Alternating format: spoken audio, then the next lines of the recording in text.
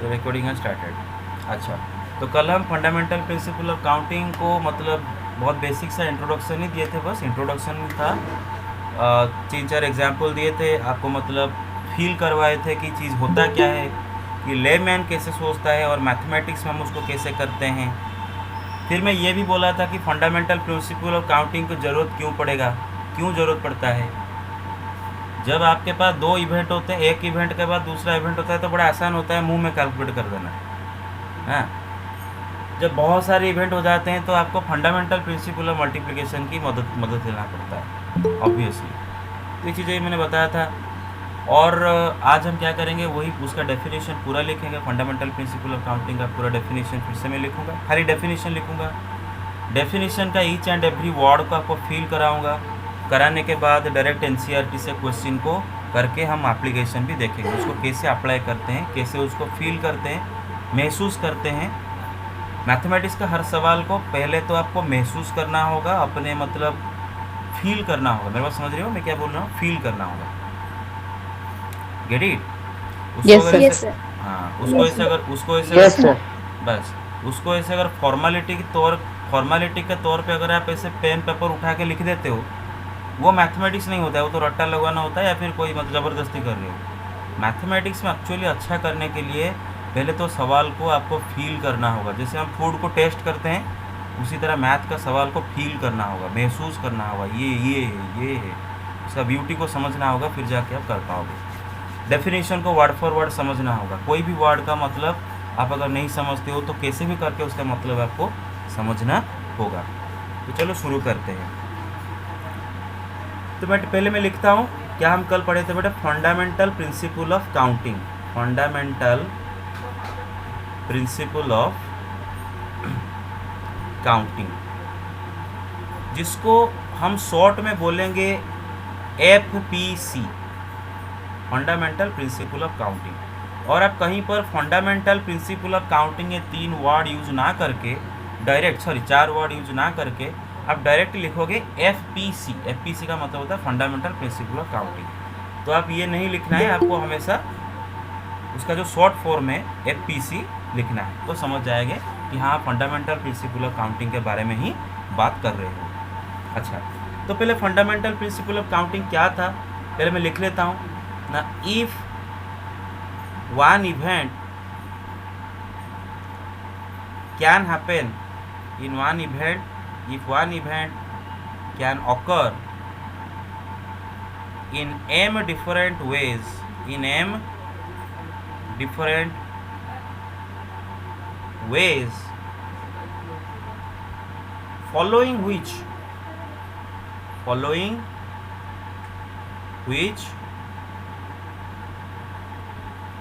another event can occur in n different ways, in n different ways। अच्छा, पहले यहाँ तक तो समझ लेते हैं वो क्या दे रखा है। If one event can occur in m different ways. एक इवेंट क्या होता है तो कल बताया था, जैसे कि सब फॉर एग्जाम्पल आपको बोला गया है कि एक डोर में एंट्री, मतलब एक बिल्डिंग है, आपको एक डोर में एंट्री करना है, दूसरे डोर में लीव करना है। तो एंट्री करना को आप एक इवेंट समझ सकते हो एंड लीव करना को दूसरा इवेंट समझ सकते हो। तो आप एंट्री करने के बाद लीव करोगे तो इवेंट 1 के बाद इवेंट 2 होगा। या फिर आप समझ सकते हो, कल मैंने जैसे पढ़ाया था कि place A, place B, place C।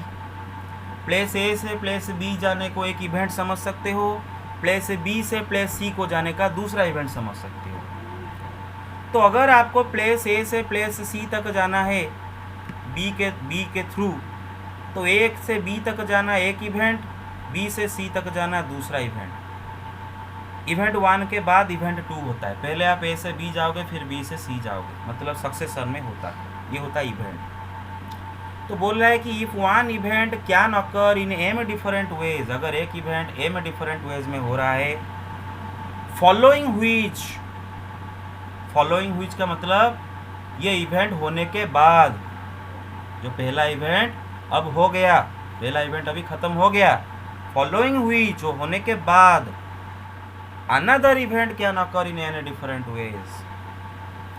ये जो पहला इवेंट जिसके बारे में हम बोल रहे थे कि पहला event m number of veg में हुआ, वो होने के बाद दूसरा इवेंट n डिफरेंट वेज में हो सकता है। Then the two events can happen or can occur in mn different ways in succession। तो ये डेफिनेशन को समझने के लिए हम कल का ही एग्जाम्पल फिर से लेते हैं, डोर वाला एग्जाम्पल, फिर हम इसको प्रोसीड करेंगे आगे। फिलहाल कल ही का एग्जाम्पल लेते हैं कि let a building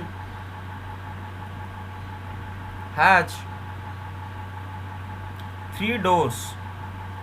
Let a building has 3 doors. One can enter and leave through the same door।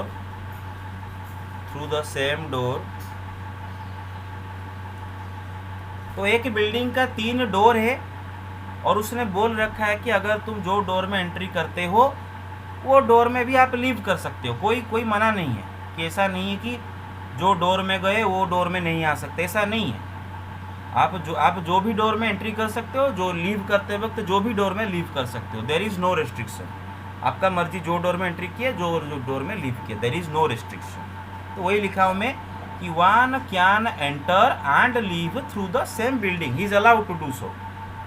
अब सवाल ये है कि in how many ways can one enter and leave the building? Sir, 9 ways। 9 ways, very good। लेकिन मैं बोला let's first fill the question और definition के हिसाब से जाएंगे। तो इधर बेटे देखो 2 इवेंट हो रहा है।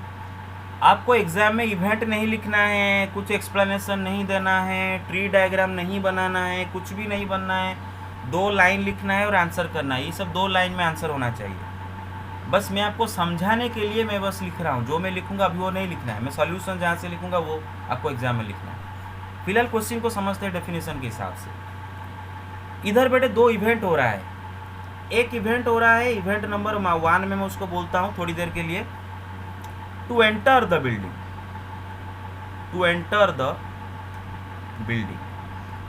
बिल्डिंग को एंटर करना एक इवेंट है। अब इवेंट 1 होने के बाद दूसरा इवेंट क्या हो रहा है ना, to leave the building.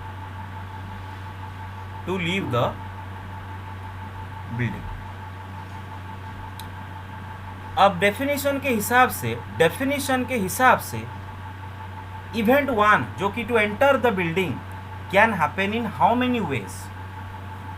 Building को 3 डोर है। 3 ways। Yes, 3 ways। Yes, building को 3 डोर है, आप कोई भी डोर में एंट्री कर सकते हो। सो event 1 can happen in 3 different veg. Event 1 can happen in 3 different veg. अब डेफिनेशन में मैं लिखा हूँ फॉलोइंग व्हिच का मतलब देखो मैंने जानबूझकर मैं फॉलोइंग व्हिच को दूसरे कलर के पेन में लिखा क्योंकि फॉलोइंग व्हिच वेरी इंपॉर्टेंट है। फॉलोइंग व्हिच का मतलब है कि अभी इवेंट 1 हो गया, मतलब आप बिल्डिंग के अंदर घुस गए। 3 डोर में से कोई एक डोर आपके जब आप बिल्डिंग को एंटर करने के लिए गए, आपके पास 3 चॉइस है। आप 3 चॉइस में से कोई एक डोर में एंटर कर गए। अब आप बिल्डिंग के अंदर हो। अब इवेंट 2 अकर होगा, मतलब आपको बिल्डिंग से बाहर निकलना है। तो फॉलोइंग व्हिच मतलब इवेंट 1 होने के बाद इसको फॉलो करके इवेंट 2 कितने में हो सकता है, मतलब आप 1 से बिल्डिंग के अंदर घुस गए, अब बाहर कितने में जा सकते हो? So 3 ways। वही 3 डिफरेंट वेज, क्योंकि आपको कोई रिस्ट्रिक्शन नहीं, यू हैव नो रिस्ट्रिक्शन, आपको कोई मना नहीं कर रहा है। अब जैसे जो भी डोर में एग्जिट कर सकते हो। तो फॉलोइंग व्हिच का मतलब है इवेंट 1 होने के बाद, बार बार बता रहा हूँ, इवेंट 1 होने के बाद event 2 can happen in 3 different ways. So according to FPC fundamental principle of counting के हिसाब से अ मैन और वन और a man whatever can enter and leave the building in mn different ways, मतलब 3 into 3 is equal to 9 different ways। और इसको समझने के लिए मैंने आपको कल ये भी बनाया था, वो जानबूझकर 3 डोर लिया ताकि मैं जल्दी बना के भी आपको दिखा सकूं। 3 डोर मैंने जानबूझकर लिया। तो जरा महसूस करते हैं सवाल को। तो ओझा जी का नाम कर लिए थे, मैं किसी दूसरे का नाम लेना चाहता हूँ, श्रीचंदन। तो श्रीचंदन बिल्डिंग के पास गया और बिल्डिंग को भी एंटर करेगा, मतलब इवेंट नंबर 1 अभी अकर होने वाला है। अब उसको तीन डोर दिखाई दे रहे हैं बिल्डिंग को जाने के लिए। अभी वो सोचेगा कि बिल्डिंग को जाने के लिए मैं कितने वे में जा सकता हूँ। बेटे 3 वे में, कोई भी वे में जा सकते हो, राइट? 3 वे में श्रीचंदन डोर 1 से एंट्री कर सकता है, डोर 2 से एंट्री कर सकता है, या फिर डोर 3 से एंट्री कर सकता है। अब मानो श्रीचंदन ने डोर 1 में एंट्री कर गया 1 से डोर 1 में एंट्री कर गया, अभी बिल्डिंग के अंदर है, एंट्री कर गया। अब जाने के लिए उसके पास वही 3 रास्ते हैं। D1 में एंट्री कर गया तो D2 में निकल सकता है, या फिर D1 में भी निकल सकता है, या फिर D2 में निकल सकता है, या फिर D3 में निकल सकता है, कोई रेस्ट्रिक्शन नहीं। D1 में भी निकल सकता है। अगर श्रीचंदन डोर 2 भी चूज किया तब भी उसको, मतलब बिल्डिंग के आने के बाद, बिल्डिंग के अंदर घुसने के बाद, तब भी उसको वही 3 चॉइस ही तो होगा। तीनों डोर में से कोई भी डोर में जा सकता है। डोर 3 में श्रीचंदन ने एंट्री किया तो जाते वक्त तो डोर 1 से निकल सकता है, डोर 2 से निकल सकता है, डोर 3 से निकल सकता है। तो देखे तो सवाल हमें ये पूछा है कि वो बिल्डिंग को एंट्री करके लीव करना कितने वे में हो सकता है,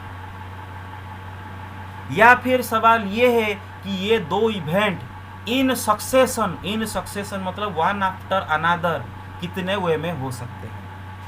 तो श्रीचंदन डोर 1 में एंट्री करके डोर 2 में लीव कर सकता है, ये एक हुआ। डोर 1 में एंट्री करके डोर 2 में लीव कर सकता है, ये दूसरा हुआ। डोर 1 में एंट्री करके डोर 3 में लीव कर सकता है, तीसरा हुआ। डोर 2 में एंट्री करके डोर 1 में लीव कर सकता है, ये चौथा हुआ। डोर 2 में एंट्री करके डोर 2 में भी लीव कर सकता है, पांचवा हुआ। या फिर डोर 2 में एंट्री करके डोर 3 में भी लीव कर सकता है, ये छठा हुआ।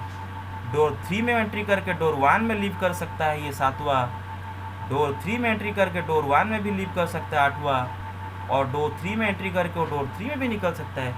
There are 9 different ways, you can see for yourself कि 9 डिफरेंट वे में वो एंट्री करके लीव कर सकता है, राइट? तो फंडामेंटल प्रिंसिपल ऑफ काउंटिंग आप समझ गए डेफिनेशन के हिसाब से? Yes sir. Yes, sir. Okay. लेकिन हमें इतना सब कुछ नहीं लिखना है, हमें ये डायग्राम नहीं बनाना है। अगर डायग्राम बनाओगे तो मैं मार्क काट दूंगा। डायग्राम नहीं बनाना है, अलाउड नहीं है डायग्राम बनाना, कुछ अलाउड नहीं है, कुछ एक्सप्लेनेशन अलाउड नहीं है। जितना बोला जाए, जितना मार्क का सवाल उतना मार्क का आंसर। 2 मार्क का सवाल 2 या 3 लाइन में कैसे भी करके आंसर दो।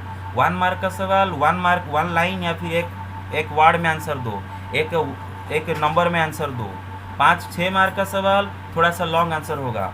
4 मार्क का सवाल 4-5 लाइन में हो जाना चाहिए। लंबा चौड़ा करके स्टोरी मत लिख के आना। तो आपको क्या लिखना है बेटे कि 1 कैन, यहाँ तो सॉल्यूशन शुरू होता है कि 1 कैन एंटर, और आप चाहो तो लिख सकते हो to enter there are 3 ways, ऐसे भी लिख सकते हो। जितना आप इजी करके लिख सकते हो, 1 वगैरह कुछ लिखने की जरूरत नहीं। To enter there are 3 ways, या फिर आप लिख सकते हो number of ways to enter is equal to 3, following which number of ways to exit is equal to 3 ways, ऐसे भी लिख सकते हो। मेरे पास समझ रहे हो ना? सब ऐसे लिखो भी चलेगा, आप जैसे भी लिखो, जितना इजी हो सकता है कि number of ways to enter is equal to 3. Following which का मतलब क्या है बेटे? एंट्री होने के बाद. फॉलोइंग व्हिच का मतलब एंट्री होने के क्या है? एंट्री होने के बाद, है ना. Following which number of ways to exit is equal to 3. Total number of ways ऐसे लिखोगे. Total number of ways is equal to 3 into 3 is equal to 9. मैं कुछ लिखा हूँ, मैं बिल्डिंग वर्ड का इस्तेमाल किया हूँ. Have I use the word building? No sir. No, sir. No. No sir. हाँ, क्यों बिल्डिंग का इस्तेमाल क्यों किया? क्यों करूँगा मैं वर्ड? ये मैं क्वेश्चन में तो जो दे रखा है उसी हिसाब से मैं आंसर करूँगा. मुझे तो बस कैलकुलेशन की जरूरत है. Number of ways to enter 3, number of ways to exit 3, following which total number of ways. इतना ही बस आपको लिखना है तो आंसर खत्म. 9 वेज लास्ट, या नहीं नंबर तो लिखे हो, 9 वेज नहीं लिखना है खाली, क्यों नंबर ऑफ वेज लिखे हो 9. बस come this much is the answer. इसने इतना ही लिखना है इसका आंसर, और ऊपर ही एक्सप्लेनेशन था. और कितनों को डाउट है कि सब कुछ लिखना है कि खाली लिखना है? एक्सप्लेनेशन नहीं दोगे एग्जाम में? Okay, take the screenshot. 1 second. Yes, take it. Done. Done sir. Okay, take it. Done. Done sir. Done, sir. Okay, take it. Done. Done sir. Yes, sir. Done, sir. Okay. अब वही सवाल पे हम थोड़ा सा modification लाके दूसरा सवाल समझेंगे और उसके बाद एनसीईआरटी से एग्जाम्पल शुरू करेंगे. अब सवाल ये है कि there are 3 doors to a building.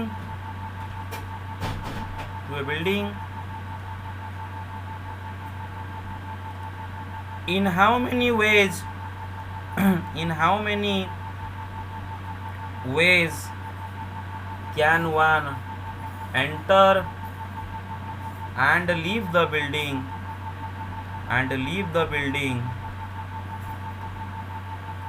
Beat 1, if he is not allowed to use the door twice,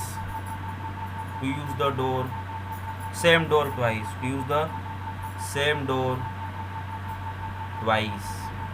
तो पहले बीट 1 करेंगे फिर बीट 2 में जाएंगे. अब सवाल ये है कि यस, 6 वेज. Very good. अब सवाल ये है, अभी किसी दूसरे का नाम लेंगे. अभिजीत. यस, अभिजीत. तो अभिजीत बिल्डिंग को एंटर करने के लिए गया, लेकिन उसको एक रेस्ट्रिक्शन है. रेस्ट्रिक्शन क्या है बेटे? कि तू जो डोर में एंट्री किया वो डोर में निकल नहीं सकता. वो डोर को छोड़ के बाकी डोर में निकल सकता है. जो डोर में एंट्री किया उसको यूज नहीं कर सकता दोबारा. He is not allowed to use the same door twice. अच्छा, तो जरा सोचते हैं. हम डेफिनेशन के हिसाब से पहले करेंगे, फिर solution direct according to PC लिख के करेंगे. तो पहले जरा सोचो कि इधर भी 2 इवेंट हो रहा है. इवेंट 1 क्या बेटे? इवेंट 1 कौन बताएगा? Sir, to enter. To enter, right, to enter. Yes, sir. अभी सपोज किसका नाम लेता? अभिजीत ने बिल्डिंग को एंटर करने के लिए गया. अभी वो सोचेगा, मतलब इवेंट 1 अभी अकर होगा. अभी वो सोचेगा कि कितने वे में एंटर कर सकता हूँ. बेटे 3 डोर है, Sir, 3 ways. 3 वेज में एंट्री कर सकता हूँ. 3 ways. तो ये 3 डोर में से कोई एक डोर अभिजीत चूज करेगा. अभी अभिजीत का मर्जी. डोर 1, डोर 2, डोर 3 में से कोई एक डोर वो चूज कर दिया. अब अभिजीत बिल्डिंग के अंदर घुस गया, मतलब इवेंट 1 अकर हो गया. मेरा बात समझ रहे हो? अभी अभिजीत कहाँ है Yes, बेटे? sir. बिल्डिंग के अंदर है. अभिजीत ने इवेंट 1 अकर करवा दिया. Event 1 has already happened. अब कौन होगा? इवेंट 2 होगा. इवेंट 2 क्या होगा? टू लीव करना. तो इवेंट Sir, 2 ways. तो इवेंट 1 ऑलरेडी हो, यस, इवेंट 1 ऑलरेडी हो चुका है. मतलब अभिजीत अभी बिल्डिंग के अंदर घुस गया है. अब इवेंट 2 होने वाला है, लीव करने वाला है. तो अभिजीत सोचेगा अभी मेरे पास कितने वे हैं लीव करने के लिए. आया था जो डोर में, वो डोर में तो एंट्री नहीं जा सकता, तो बाकी तो 2 डोर बचे. हाँ, तो 2 वेज. तो event 1 can happen in 3 ways, following which मतलब उसका होने के बाद event 2 can happen in 2 ways. तो according to APC total number of 6 ways in which he can enter and leave the building. Diagram अगर बनाए बेटे, देखो सपोज अभिजीत ने डोर 1 में एंट्री करने के लिए चूज किया, या फिर डोर 2 या फिर डोर 3, तीन में से किसी में भी चूज किया होगा। अभी सपोज डोर 1 के अंदर घुस, मतलब डोर 1 के अंदर एंट्री कर गया और बिल्डिंग के अंदर है, अभी जाना है उसको, तो डोर 1 में तो नहीं जा सकता, डोर 2 में जाएगा या फिर डोर 3 में जाएगा। सपोज डोर 2 के अंदर एंट्री कर गया तो डोर 2 में तो नहीं जा सकता, जब निकलेगा तो या तो डोर 1 से निकलेगा या फिर डोर 3 से निकलेगा। डोर 3 से एंट्री कर गया तो या तो डोर 1 से निकलेगा या तो डोर 2 से निकलेगा। तो अभिजीत कितने वे में एंट्री करके लीव कर सकता है? ये एक वे, ये दूसरा वे, ये तीसरा वे, ये चौथा वे, ये पांचवा वे, ये छठा वे। 6 डिफरेंट वेज में अभिजीत एंट्री करके लीव कर सकता है। अगर ये दो इवेंट एक के बाद एक होते हैं तो एंट्री करना, लीव करना। तो इसको हम करेंगे कैसे बेटे? ना टू एंटर, वही टू एंटर और number of ways to enter, number of ways to enter, number. आप इम्प्रोवाइज करो, कितना इजी हो सके लिखो बेटे, थोड़ा प्रैक्टिस करो। इंग्लिश मीडियम के बच्चे हो, आपको इंग्लिश थोड़ा से अच्छा आना चाहिए, आप क्लियरली लिख सको इजी करके। Number of ways to enter is equal to 3, right? 3. Following which, उसका होने के बाद following which number of ways to exit is equal to 2। फिर according to FPC total number of ways to enter and leave is equal to 3 into 2 is equal to 6. This is the answer, that's it. तो आपको diagram नहीं बनाना, जहाँ पर मैं SOL है ऊपर N लिखा हूँ, सॉल्यूशन वही लिखना है, ये लिखना है, ये सब एक्सप्लेनेशन इवेंट 1 इवेंट 2। हाँ, तो take the screenshot. Done? Yes, sir. Done, sir. Okay, take it. Done? Done, sir. Okay. अब रेस्ट्रिक्शन और एक कर देते हैं, रेस्ट्रिक्शन थोड़ा चेंज कर देते हैं। रेस्ट्रिक्शन देंगे लेकिन चेंज कर देंगे। रेस्ट्रिक्शन ये है कि there are 3 door to the building, there are 3 doors, वही situation, to the building. In how many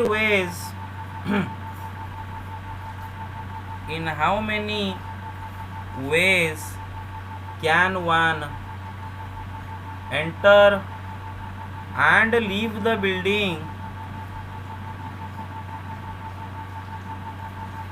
using the same door,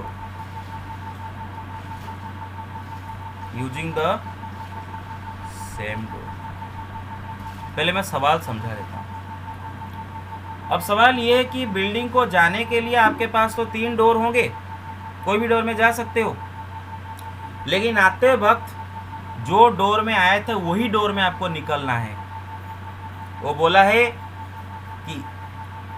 कि how many veg one can enter and leave the building Sir, 3. Using the Yes, 3. Sir, 3. Very good. Using the same door, जो door में आए थे वही door में जाना है। अब कितने में जाते हो? तो बेटे देखो वही बात है, मैं जानबूझकर ये क्वेश्चन नहीं, बस event 3 ways, event 2 to leave 1 way. Yes, मैं ये बस अकेला यही क्वेश्चन को मैं ऐसे लिखूंगा, लेकिन उसके बाद हम डायरेक्ट सॉल्यूशन करेंगे। तो इधर भी बेटे इवेंट 1 क्या है बेटे? टू एंटर, और एंटर कितनों में हो पाएगा? वो सपोज आयुषी जा रही है एंटर करने के लिए बिल्डिंग को आयुषी एंट्री करने के लिए गई। अब आयुषी जब एंटर करेगी, मतलब इवेंट 1 जब अकर होगा, इवेंट 1 है, हाँ इवेंट 1 अभी अकर होने वाला है, तो आयुषी सोचने लगेगी कितने वे में एंटर कर सकता हूँ? 3 वे से, 3 डोर है। अब इवेंट 1 हो गया, मतलब आयुषी बिल्डिंग के अंदर घुस गई। अब आयुषी को इवेंट 2 को अकर करवाना है, मतलब लीव करना है। तो इवेंट 1 हो गया, मतलब आयुषी अभी बिल्डिंग के अंदर है, अभी आयुषी को बिल्डिंग के अंदर बाहर से बाहर निकलना है। अभी आयुषी सोचेगी मेरे पास कितने रास्ते हैं बाहर निकलने के लिए? So 1 way. ओनली 1 वे, जो वे में आया था वही way. Everybody got it? Yes, sir. Yes, sir. Yes, sir. तो according to FPC total number of ways is equal to 3 into 1 is equal to 3. That's it.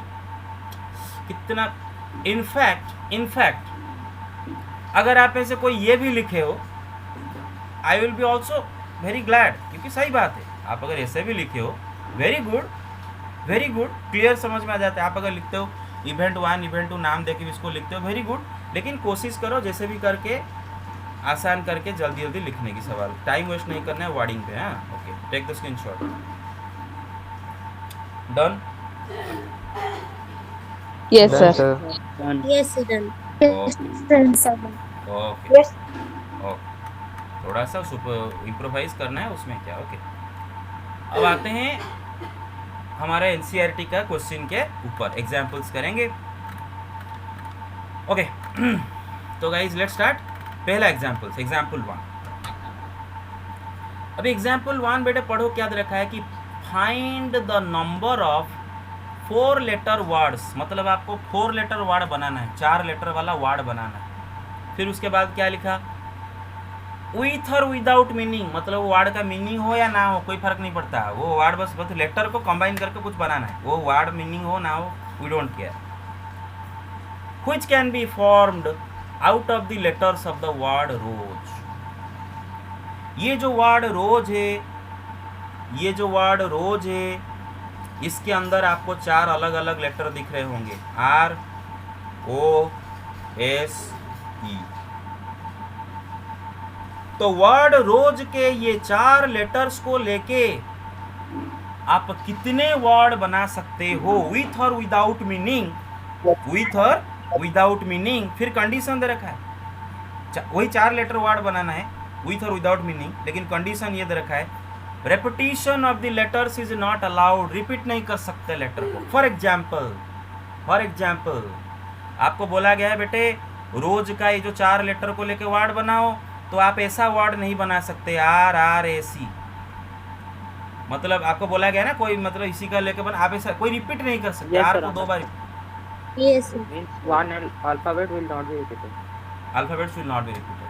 मैं ये शुरू क्वेश्चन है, इसीलिए मैं थोड़ा ज़्यादा एक्सप्लेन कर रहा हूँ, आगे धड़ा करते जाओ, बहुत धड़ा करते जाओ, शुरू तक थोड़ा एक्सप्लेन कर रहा हूँ, समझ जाओ, जैसे कि ज़िंदगी भर नहीं भूलोगे चीज़ों को। तो अब ये सवाल है तो देखो बेटे, मैं जैसे अभी समझाऊंगा, I know you can answer this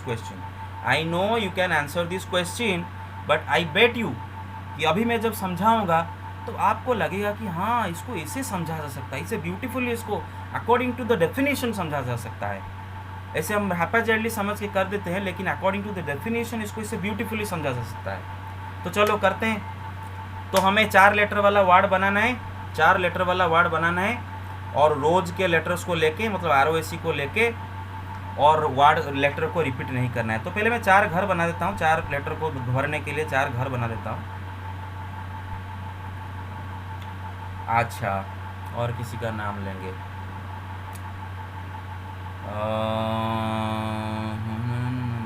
Aarti ji. Okay, तो आरती जी को बोला गया, आरती जी आप बनाइए 4 लेटर वाला वर्ड ROSE को लेकर विदाउट रेपिटेशन। अब आरती जी पहला घर को भरने जाएगी, ये पहला घर को भरेगी, राइट। अब आरती जी सोचेगी, अच्छा एक बात तो सुनिए बेटे, इधर 4 इवेंट अकर होगा, कितने इवेंट अकर होगा बेटे इधर, 4 इवेंट अकर, 4 इवेंट्स। और ये 4 इवेंट क्या हो गए ना, ये 4 घर को फिल करना, हर घर को फिल करना 1 इवेंट, ये घर को फिल करना 1 इवेंट, ये घर को 4 इवेंट। अब आरती जाएगी पहला घर को फिल करने के लिए, तो आरती जी सोचेगी ROSE मेरे पास 4 लेटर है, तो मैं ये जो पहला घर को कितनों में फिल कर सकता हूँ ना, 4 डिफरेंट वेज में फिल कर सकता हूँ, right. Yes, sir. Yes, sir. Now wait, event 1 अभी अकर हो चुका है, अभी कौन अकर होगा, इवेंट 2। Event 2. मतलब इवेंट 1 अकर हो चुका है, मतलब आरती जी ने इस घर में कोई एक लेटर ऑलरेडी भर दी है। 3 letters, sir. जस्ट इमेजिन, मानो आरती जी ने ये घर में ओ रख दी है ऑलरेडी। अभी आरती जी की मर्जी, ROSE में से कुछ भी रख सकती है, ओ रख दी है मानो। अब आरती जी जाएगी ये घर को फिल करने के लिए, अब वो सोचेगी अब मेरे पास कितने हुए हैं, 3. different ways। sir. बस 3. अब इवेंट 2 हो चुका है, सेकंड घर भी फिल हो चुका है, आरती जी ने ये घर भी फिल कर दी है। तो मानो आरती जी बोली कि ये तीनों में से मैं ई से इसको फिल कर देता हूँ। अब आरती जी सोचेगी ये दूसरा ये घर को फिल कैसे कितने वो मैं कर सकता हूँ। So 2. Two. Two. अब तीसरा इवेंट भी हो चुका है बेटे, फॉलोइंग हुई मतलब हो चुका है, आरती जी अगर फिल कर चुकी है, मानो आरएस में से कोई एक में फिल कर एस में फिल कर दी है। अब आरती जी सोचेगी इस घर को फिल करने के लिए कितना, अकेला एक ही रास्ता है, राइट, एक ही रास्ता है। 1. तो according to FPC number of ways in which 24. Sir 24. Sir, it will be 23. Sir, except rows. अरे क्यों एक्सेप्ट रोज? उसने बोला है कि रोज With नहीं rows. लेना, रोज भी ले सकते हो, क्यों नहीं ले सकते? Yes, उसने with नहीं rows. बोला है रोज नहीं, ऐसा बोला है क्या रोज नहीं ले सकते? व्हाई नॉट, हम रोज भी ले सकते हैं, Yes, sir. Yes. Got it? तो इस हिसाब से 24 होगा। अगर वो बोला होता कि हम रोज को छोड़ के बाकी कुछ लेटर वर्ड बनाओ तो आंसर होता 23, नहीं तो अभी यह 24। तो अभी हम क्या लिखेंगे, हम देखो इसको एग्जाम में कैसे लिखेंगे बेटा, देखो जैसे मैं लिख रहा हूँ वैसे लिखोगे। सॉल्यूशन ऐसे आप 4 घर बना दोगे, उसके नीचे ऐसे नंबरिंग कर दोगे 1 2 3 4, आपका मर्जी जैसे भी लिखो बस। तो आप लिखोगे box 1 can be filled in 4 ways following which box 2 can be filled in 3 ways। ऐसे कर करके जाओगे फाइनली अकॉर्डिंग टू एपीसी। बेटा और लिखूंगा क्या, और लिखूंगा No, sir. हाँ, Fill No sir. yes, No, sir. लिखोगे according to APC number of ways to number of words that can be formed is equal to 4 into 3 into 2 into 1 is equal to। तो जाहिर सी बात है जब आरती जी ये घर को फिल करती जाएंगी, जब आरती जी घर को फिल करती जाएंगी बार बार वो एक वार्ड पाएगी, राइट। जब आरती जी घर को फिल करेगी तो बार बार उसको एक वार्ड मिलेगी, तो ऐसे करके वो 24 वेज में वो घर को फिल कर सकती है। हमें पता चला आरती जी एक के बाद एक ये 4 घर को टोटल 24 वेज में फिल कर सकती है, और हर बार आरती जी को एक वार्ड मिलने वाला है, तो आरती जी को कितने वर्ड मिल जाएगा, 24 वर्ड मिल जाएगा। सही बात है कि नहीं? Okay Yes, Yes, sir. Yes बस। sir. बस वेरी गुड। Sir, हाँ जी। if a normal person who hmm, then how he will proceed to do that? वही इसीलिए तो फंडामेंटल प्रिंसिपल ऑफ मल्टीप्लिकेशन की ज़रूरत है। नॉर्मल पर्सन का बहुत परेशानियाँ फंस जाएगा पूरा। तो ट्री डायग्राम बनाते बनाते उसका रात हो जाएगा पूरा, मतलब न्यू ईयर आ जाएगा, हैप्पी न्यू ईयर आ जाएगा। और सर अगर वैसे करेंगे तो आर को पहले फर्स्ट पोजीशन लेके ओएसी को रोटेट करना होगा, फिर ओ को रख के रोटेट करना, ऐसे करना है ना। वो नहीं वो अलग चीज़ है, मैं बताऊंगा, फिलहाल अभी बताऊंगा। पहले इसको स्क्रीनशॉट ले जाओ बेटे, एक second, take the screenshot, 1 second, एक सेकंड, ऐसे लो, done, take done, Yes, sir. taken. Okay done, yes sir done. Yes sir done. Okay. बेटे देखो आप में से कोई मैं म्यूट करूँ, आप में से अगर कोई हॉलीवुड मूवी कुछ देखे होगे, हाँ थ्रिलर कुछ देखे होगे जिसमें रॉबरी होता है, बैंक में जाके सेफ से कोई रॉबर्स रॉबिंग करते हैं। तो देखो बेटे वो उनमें से एक बहुत इंटेलिजेंट रॉबर होगा। तो पहले वो जाएंगे सपोज सेफ है, सेफ का ऐसे मतलब ये होगा, हैंडल होगा, राइट, उसको घुमाएंगे फिर खोलेंगे, राइट, और एक कॉम्बिनेशन होगा, इधर एक कॉम्बिनेशन होगा, वो कॉम्बिनेशन को डालने के कुछ डिजिट उनको डालना पड़ेगा, बहुत सारे डिजिट इधर कैलकुलेटर की तरह दिया होगा, कुछ डिजिट डालने के बाद वो खुलेगा। अब आप देखे होंगे मूवीज़ में कि जो रबर मतलब गया वो सॉफ्ट हो गया, अरे हे इसमें ये कॉम्बिनेशन भी डालना है, तो मुझे तो कॉम्बिनेशन नहीं मालूम है, फिर मैं ट्राई करूँगा।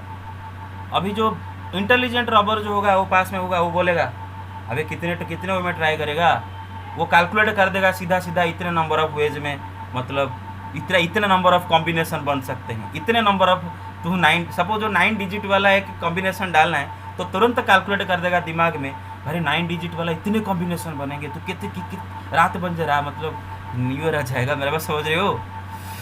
तो that's the point. Yes, sir.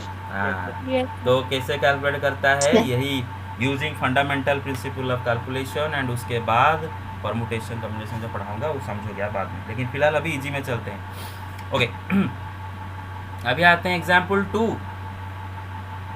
Very easy question है, आप धड़क से कर लोगे कि given 4 flags of different colour, आपके पास 4 फ्लैग है अलग अलग कलर के, 4 अलग अलग कलर के फ्लैग है। इन हाउ मेनी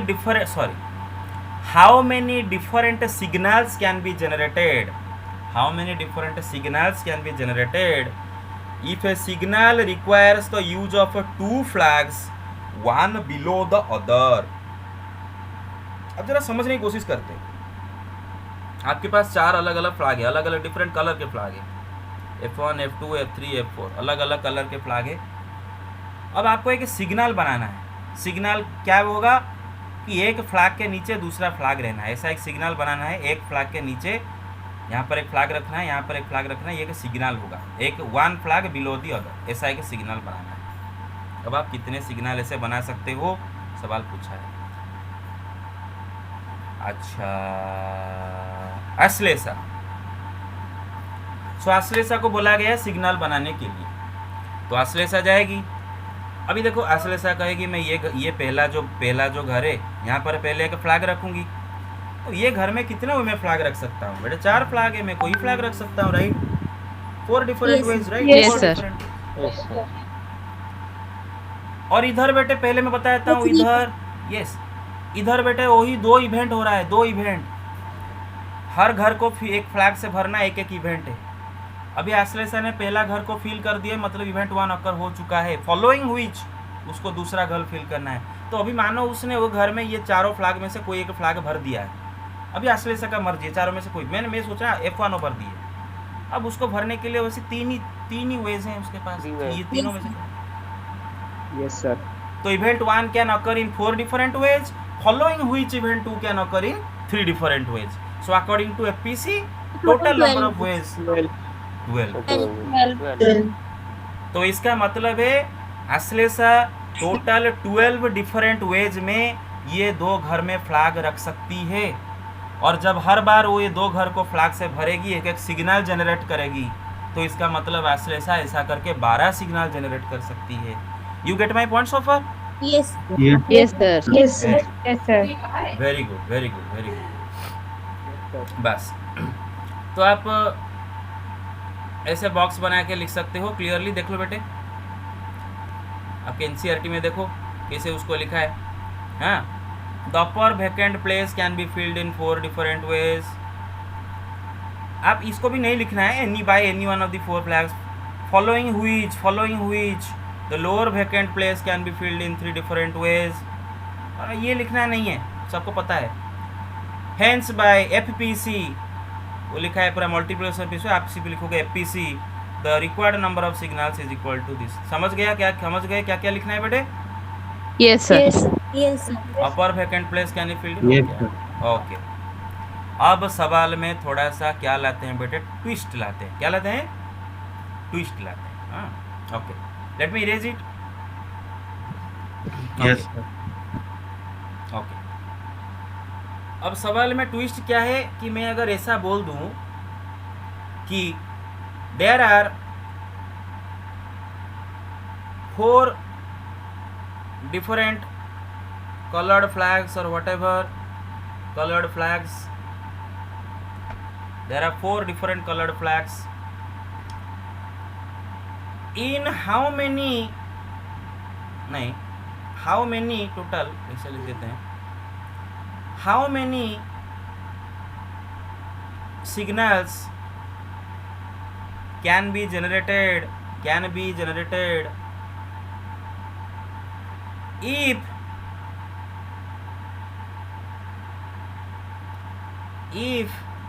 each signal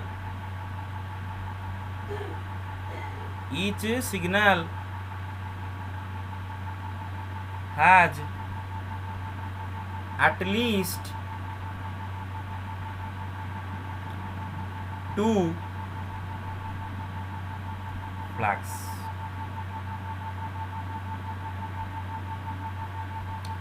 मैं बस सवाल समझा देता हूँ, मैं आपको 3-4 मिनट टाइम, मैं आपको टाइम दूंगा। वेट मैं आपको 3-4 मिनट टाइम दूंगा, आप जरा सोचोगे फिर मुझे आंसर दोगे। फिलहाल मैं क्वेश्चन समझाता हूँ बेटे। अब कितनों का नाम ले, किसका नाम लेंगे? सपोज लेते हैं ये सब संस्कृति जी।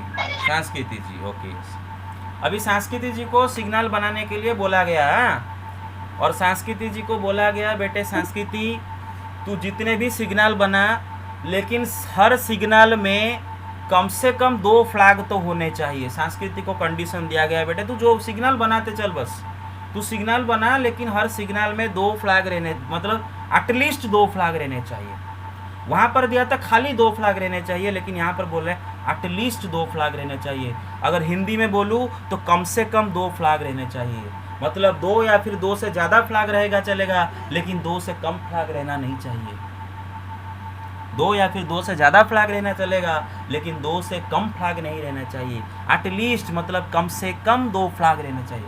अरे आपके पिताजी जब बोलते हैं आपको बेटे एग्जाम में कम से कम मुझे 30 मार्क तेरे चाहिए, सॉरी नहीं 30 नहीं, एग्जाम में मुझे कम से कम 95% चाहिए, पापा आपको बोलते हैं ना जब एग्जाम देते हो, बेटे एग्जाम में कम से कम 95% चाहिए। उसका मतलब क्या है बेटे, तू 95% रख सकता है, या फिर उससे ज़्यादा रख सकता है चलेगा। 95% से कम रखेगा तो हाथ पैर जोड़ दूंगा।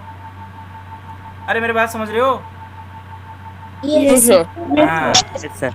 वही होता है एटलीस्ट का मतलब। इसी तरह संस्कृति जी को बोला गया बेटे तू फ्लैग सिग्नल बना, लेकिन हर सिग्नल में 2 या फिर 2 से ज़्यादा फ्लैग रहने चाहिए, 2 से कम नहीं। तो संस्कृति जी तो पहले तो संस्कृति जी ये सोचेगी मैं अगर ऐसे फ्लैग बनाऊं तो सॉरी ऐसे अगर सिग्नल बनाऊं तो मेरे सिग्नल में या तो 2 फ्लैग रह सकते हैं, या फिर 3 फ्लैग रह सकते हैं, या फिर चारों के 4 फ्लैग में यूज़ कर सकता हूँ, 4 फ्लैग वाला सिग्नल बना सकता हूँ, लेकिन 2 से कम वाला सिग्नल नहीं बना सकता, मतलब 1 फ्लैग वाला सिग्नल नहीं बना सकता, 2, 3 या फिर 4। तो संस्कृति जी क्या करेगी, पहले संस्कृति जी सोचेगी कि 2 फ्लैग को लेके मैं कितना सिग्नल बना सकता हूँ। Sir. Wait sir let me finish explaining. तो संस्कृति जी सोचेगी कि 2 फ्लैग को लेके कितना सिग्नल बना सकता हूँ, फिर संस्कृति सोचेगी अभी 3 फ्लैग को लेके कितना सिग्नल बना सकता हूँ, अभी संस्कृति फिर सोचेगी 4 फ्लैग को लेके कितना सिग्नल बना सकता हूँ, फाइनली सबको ऐड कर देगा तो टोटल नंबर ऑफ सिग्नल हो जाएगा ना बेटे। Yes sir. You get my Yes, sir. Point, Yes, sir. That's it. तो ये थोड़ा लॉन्ग क्वेश्चन है, 4 मार्क का सवाल है, तो आपको 2 फ्लैग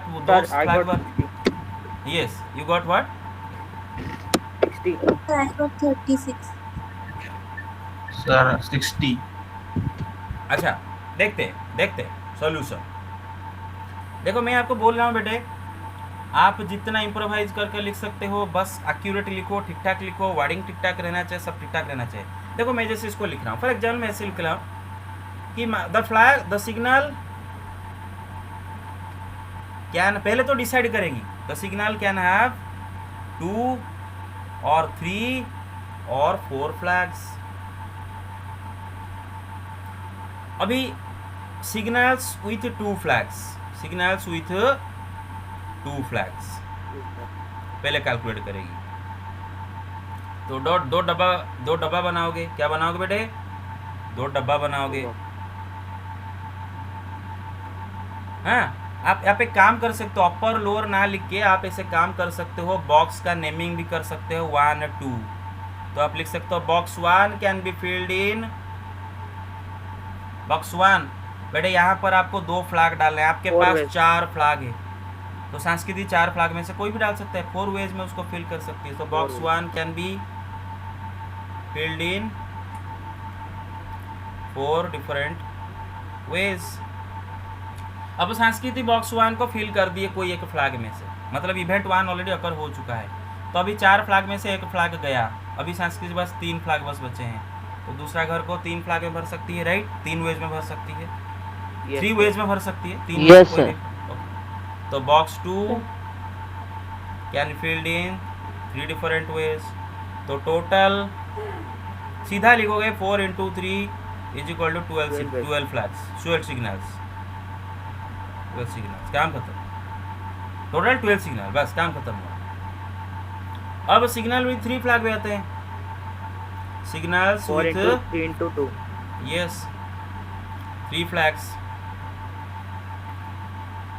अब संस्कृति जी क्या करेगी, अभी तीन फ्लैग वाला सिग्नल बनाने के लिए जाएगी और संस्कृति जी के पास 4 फ्लैग है, F1 F2 F3 F4। हर हर हर घर को भरना एक एक इवेंट है, हर घर को भरना एक एक इवेंट है। इवेंट 1 मतलब ये घर को भरना, इवेंट 2 मतलब ये घर को भरना, इवेंट 3 मतलब ये घर को भरना। अभी संस्कृति जी इवेंट 1 अकर करवाने जाएगी, मतलब पहला घर को फिल करवाने जाएगी, तो संस्कृति के पास 4 वेज है, ये 4 फ्लैग में से कोई भी फ्लैग संस्कृति जी डाल सकती है अपना मर्जी से। तो मानो संस्कृति जी ने F1 डाल दी, फर्स्ट फ्लैग को डाल दी। अभी जब संस्कृति जी ये घर को फिल करने के लिए जाएगी, तब वो सोचेगी अब मेरे पास कितने चॉइसेस हैं, बड़े 3 हुए, 3 में से कोई फ्लैग डाल सकता हूँ, मतलब इवेंट 1 होने के बाद इवेंट 2 3 डिफरेंट वेज में हो सकता है। क्या ना पे बड़े कैन ऑकर। अभी संस्कृति जी सेकंड घर को फिल कर दी, मतलब दूसरा इवेंट हो गया, अभी तीसरा इवेंट होने वाला है, मतलब थर्ड घर को भरने वाली है। अभी संस्कृति मानो F2 में लगा दी है इसमें, तभी संस्कृति सोचेगी अब मेरे पास कितने फ्लैग्स है, कितने चॉइस मेरे पास है घर को भरने के लिए, 2। तो total number of flags, total number of signals कितने बनेंगे बेटे, 4 जा 3 जा 2, राइट। आप लिखोगे खुद वर्ड में 24. Total number of signals is equal to 24। अब संस्कृति सोचेगी 3 फ्लैग वाला सिग्नल बन गया, अभी 4 फ्लैग वाला सिग्नल मुझे बनाना है, क्योंकि जो सिग्नल बनाने के लिए बोल रहा था, राइट। बस 3 into 2 into 8. Yes, signals with 4 flags.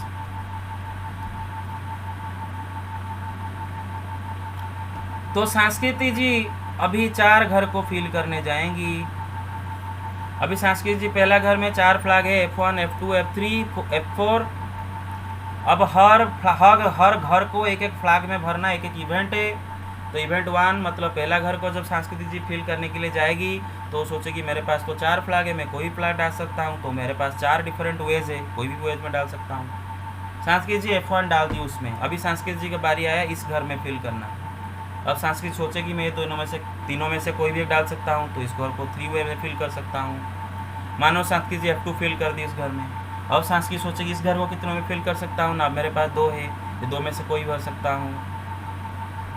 इस घर को भी फिल कर दी। अब संस्कृति सोचेगी अब कितने वो है, एक ही फ्लैग बचा है, बस एक ही बस बचा, तो एक ही वे है मेरे पास, एक ही चॉइस है मेरे पास, एक ही वे, एक ही चॉइस। बेटे जो नंबर लिख रहा हूँ क्या है पता है कि नहीं, वेज है, वेज Yes. तरीका। वेज को हिंदी में बोलते हैं तरीका। जैसे बोलते हैं ना, मैं पहला घर को 4 तरीके से भर सकता हूँ, मैं पहला घर भरने के बाद दूसरा घर को 3 तरीके से भर सकता हूँ, दूसरा घर भरने के बाद तीसरा घर को 2 तरीके से भर सकता हूँ, तीसरा घर भरने के बाद चौथा घर को 1 तरीके से भर सकता हूँ। तो total number of signals of 4 flags is equal to 60. 24. Yes. और मैं अभी आपको ओके गॉट इट, ओके 24 बस। अब सवाल में पूछा है कि सवाल में ये नहीं पूछा है कि एक एक करके मुझे बताओ। मालिक ने बोला बेटे तू बता कि तू एटलीस्ट 2 वाला कितने फ्लैग बना सकता है, तू बोल। सॉरी कितना सिग्नल बना सकता है, बोल। अभी तुम क्या मालिक को बोलोगे, मैं 2 वाला इतने बना सकता हूँ, 3 वाला इतने बना सकता हूँ, 4 वाला इतने बना सकता हूँ। अभी तेरे को बोला तू टोटल बोलना, टोटल कितने सिग्नल बना सकता है। So total number of signals with at least, अरे समझ रहे हो, Yes, sir. Yes. Yes, sir. At least 2 Yes, sir. Flags, at least 2 flags. Sir, हाँ yes is sir, equal to, here is some network issue. How long the class will going on? Class अभी और 5 minute हुआ, 5 Okay, sir. 5 minute. Okay, okay, sir. लेकिन video देखना है बेटे, video compulsory. बड़ा भाई बोल रहा है वीडियो देखने के लिए, मतलब वीडियो देखना। बड़ा भाई का बात मानोगे कि नहीं भाई? Yes, sir. हाँ Yes, sir. हाँ Yes, sir. Yes, sir. Yes, बड़े भाई बोल के गए हैं वीडियो देखना है, मतलब आज रात को वीडियो देखूंगी, नहीं देखूंगी तो पाप लगेगा, बस काम खत्म। और ऊपर से स्कूल जब खोलेगा तो सर का punishment. Okay, so total number of signals with at least 2 flags is equal to, बेटा दो वाले कितने बनाए थे मुझे याद नहीं, 12 राइट। तीन Sir, वाले 12. Plus 24. Sir, 24. 24. Sir, 24. हाँ कितने हो गए बेटे? 60. 60. Sir, 60. हाँ 60. हाँ, तो फाइनली संस्कृति जी बोल दिए कि 60 फ्लैग में बना सकता हूँ। अभी मालिक खुश हो गया, अपना घर गया और हम भी घर जाएंगे, खाना वाना खाएंगे, फ्लैग सिग्नल बन गया ना, क्या बोलते हो? अरे और भी सिग्नल बनाना है? Oh, sir. Oh, sir. हे देखो सर अरे रुको रुको, हाँ yes yes yes yes, sir अगर एटलीस्ट 1 फ्लैग बोलेगा तो और 4 ऐड हो जाएगा ना सर? एटलीस्ट, हाँ यस यस, 1 फ्लैग वाला तो और 4 ऐड होगा। अगर एटलीस्ट 1 फ्लैग बोला, अरे वो क्यों बोलेगा, एटलीस्ट 1 फ्लैग नहीं देता क्वेश्चन में, लेकिन अगर दिया तो और 4 ऐड करना पड़ेगा।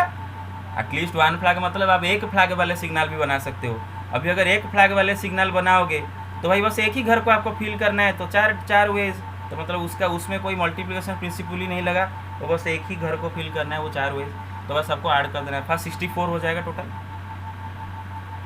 अच्छा अब देखो बेटी यहाँ तक हो गया राइट, ये हो गया, आंसर इज कंप्लीट। अब आप समझ गए आई थिंक। फिर भी don't Yes, sir. Be Yes, sir. फिर भी डोंट बी ओवर कॉन्फिडेंट, क्योंकि कल मतलब बहुत सारे ऐसे क्वेश्चन हैं, मतलब नंबर जब बनाएंगे डिजिट लेके तो 0 जब आएगा, इवन ऑड वाले कुछ क्वेश्चन होते हैं, वो आगे देखेंगे, कल को प्रैक्टिस करेंगे, कल थोड़ा फास्ट जाएंगे इससे, क्योंकि आज मैंने आपको धीरे धीरे करके पूरा बेसिक कॉन्सेप्ट समझा दिया। तो कल मैं देखो बेटे, कल मैं इवेंट बार बार नहीं बताऊंगा, सीधा करके करूंगा, क्योंकि आज का क्लास में सब बता दिया, एवरीथिंग बता दिया, और उसको मैं बार बार रिपीट नहीं करूंगा। तो कल का क्लास हम थोड़ा फास्ट करके एक्सरसाइज कंप्लीट करेंगे, पूरा एक्सरसाइज हो सके तो कल ही कंप्लीट करेंगे फर्स्ट एक्सरसाइज। लेकिन अच्छा, कोई बता सकता है क्या, आउट ऑफ क्यूरियोसिटी, लेकिन मैं इसको बाद में पढ़ाऊंगा, इसको बाद में बताऊंगा, जस्ट मैं देखना चाहता हूँ क्या कोई बता सकता है, प्लीज़ टेल मी, कोई बता सकता है क्या ये 3 फ्लैग बनाने वाले number of signal and 4 flag बनाने वाले नंबर ऑफ सिग्नल सेम क्यों है, से 24 क्यों है, कौन बता सकता है? Yes, sir. कोई कौन बता, यस, क्या है आंसर, क्या हो, क्यों होगा, बस बताओ मुझे क्यों होगा, क्यों 24 सेम आंसर है, मतलब 3 फ्लैग को लेके जितने सिग्नल बना सकते हो, 4 फ्लैग को लेके भी उतने ही सिग्नल बना सकते हो, ऐसा Yes, sir. क्यों हुआ? When there was signal with 4 flags, then first we chose like 4 ways we can do. Then rest was 3 ना ways. ना ना ना ना ना मैं ना Sir, नहीं, may I? वेट, हाँ yes Devdas yes. Sir, because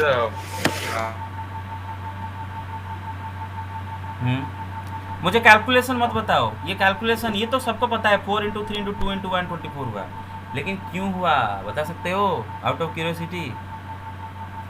अच्छा देखो बेटे, जब सर संस्कृति वो जी को कलर फ्लैग रह जाएगा। हाँ एक सेकंड देखो, तो हाँ yes very good, you are close.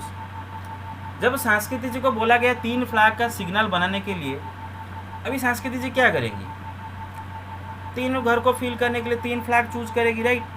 Suppose वो F1 F2 F3 चूज कर दी, अभी और एक फ्लैग तो बच जाएगी ना, हर बार और एक बार और एक ही फ्लैग बचेगा ना, और एक ही बार मेरा बात समझ रहे हो ना, हर बार एक ही बार Yes, sir. एक ही बार बचेगा, हर बार जब दूसरा बार भी वही फ्लैग बना, एक ही फ्लैग बचेगा, मतलब संस्कृति जी 3 फ्लैग चूज कर रही है और एक फ्लैग को रिजेक्ट कर रही है राइट।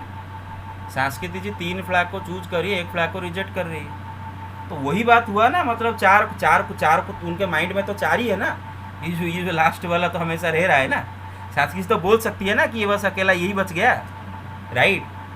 अरे थोड़ा दिमाग लगाओ, छोड़ो, अगर नहीं समझ पाए तो नहीं समझ पाए, चलो बाद में समझाऊंगा इसको एक जगह है परमुटेशन पढ़ाते वक्त मैं वहाँ पर बोलूँगा, फिलहाल अभी डोंट वरी अबाउट इट, आप क्वेश्चन कर दिए दैट्स इनफ, इसको भूल जाओ, इसको मैंने क्या बोला इसको अभी भूल जाओ। जिनको आउट ऑफ क्यूरियोसिटी जानना है वो घर में हाफ एन आवर 1 आवर लेके समझ सकते हो, लेकिन अभी के लिए नहीं, अभी के लिए सिर्फ एक क्वेश्चन सॉल्व करना था, आप कर दिए।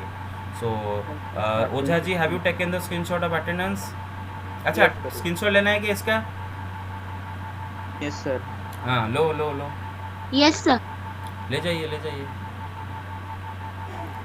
ले गए? Then sir. Yes, sir. Okay. ले गए? Yes. Okay. Yes, sir. Yes. Okay. यहाँ तक ले गए? Yes, sir. Okay. Yes sir. Yes, sir. Okay. अरे तुम लोग आते हो तो मुझे कोई देखो, अरे आते हो कोई एक भी सवाल पूछे हो अभी तक कि सर आप क्या आज लंच किए? कुछ तो नहीं।